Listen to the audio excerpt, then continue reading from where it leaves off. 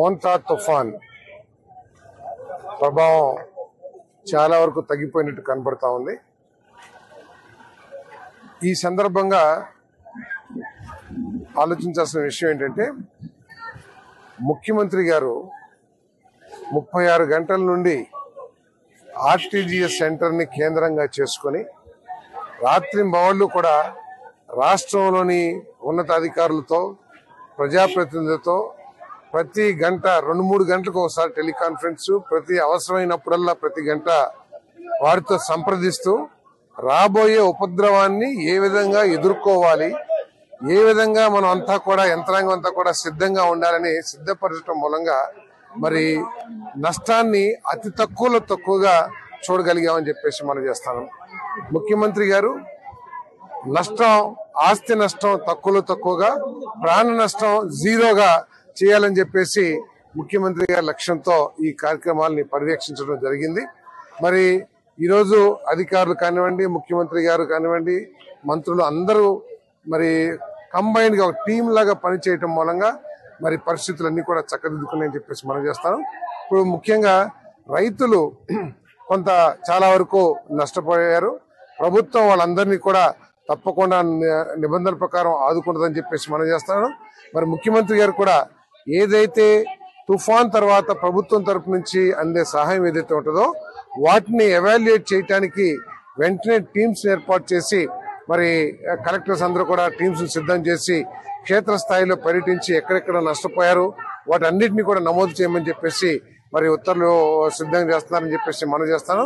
మరి ఒకటే, నష్టపోయిన ప్రతి ఒక్కరికి కూడా నిబంధనల ప్రకారం వారికి ప్రభుత్వం ఆదుకుంటుందని చెప్పేసి కూడా నేను ఈ సందర్భంగా పనిచేస్తాను.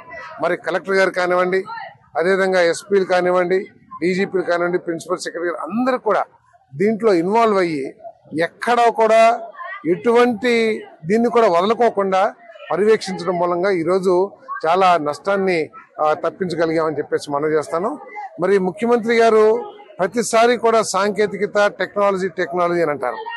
ఈ టెక్నాలజీ మూలంగానే ఈరోజు ప్రతి గంట ప్రతి పౌరుడికి కూడా ఫోన్ ఉన్న ప్రతి పౌరుడికి ఒక అలర్ట్ ఇచ్చి, ఇగో ఇంత స్పీడ్తో గాలులు వీచబోతున్నాయి, ఇంత వర్షం పడబోతుంది మీ ప్రాంతంలో, కాబట్టి మీరు జాగ్రత్తగా ఉండండి, ఇంట్లోకి వెళ్ళొద్దని చెప్పేసి ప్రతి పౌరుడికి కూడా ఫోన్ ద్వారా మెసేజ్ పంపించడం మూలంగా ఈ తీవ్రతను అర్థం చేసుకున్న ప్రజలందరూ కూడా మరి సహకరించారు. ఇళ్ల నుంచి బయటికి రాకపోవడం మూలంగా జరిగే ఏదైతే యాక్సిడెంట్లు కానివ్వండి ఏదైతే ఉన్నాయో అటన్నిటిని కూడా మరి నివారించగలిగామని చెప్పేసి మనం చేస్తాను. అదేవిధంగా కలెక్టర్స్ కూడా మీరందరూ కూడా చూస్తూ ఉంటారు, చెట్లు పడిపోయినా కూడా ట్రాఫిక్ కి ఎటువంటి ఇబ్బంది లేకోకుండా పడిపోయిన గంటలో 2 గంటల్లో వాటన్నిటిని కూడా కట్ చేసేసి ముక్కలు చేసి రోడ్డుకి పక్కన పడేసి వెంటనే మరి ట్రాఫిక్ కి ఆటంకం లేకుండా చేయటం జరిగింది. అదేవిధంగా మరి ఈ జిల్లాలో 87 ఎలక్ట్రికల్ పోల్స్ పడిపోయినాయి. వాటిని వెంటనే అధికారులంతా కూడా అప్రమత్తమై దానికి కావాల్సిన మెటీరియల్ అంతా సరఫరా చేసి మరి ఇంకో గంటన్నరలో ప్రతి ప్రాంతానికి కూడా కరెంట్ ఇచ్చే విధంగా ఆ స్తంభాలను ఎరెక్ట్ చేయడమే కాకుండా వైర్లు కూడా లాగేసి మరి విద్యుత్ సమస్యను కూడా పరిష్కరించామని చెప్పేసి మనం చేస్తాను.